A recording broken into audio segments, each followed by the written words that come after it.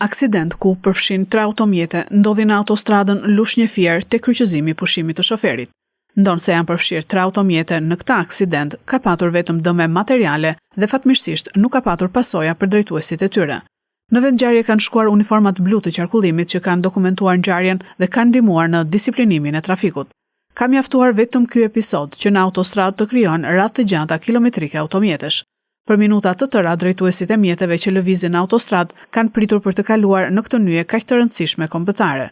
Pika të zeza në trafikun rrugor mbeten jo vetëm ky kryqëzim, por edhe disa të tjerë në autostradë dhe ky është vetëm fillimi i sezonit veror, ku edhe këtë verë pritet sërish qarkullimi lart mjetesh në autostradë.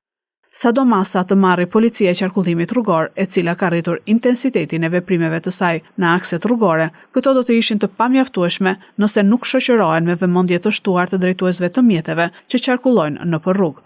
Kryesorja pra mbetet edhe duhet të jetë vëmendja dhe përqendrimi i drejtuesve të mjeteve dhe të respektojnë rregullat e qarkullimit rrugor.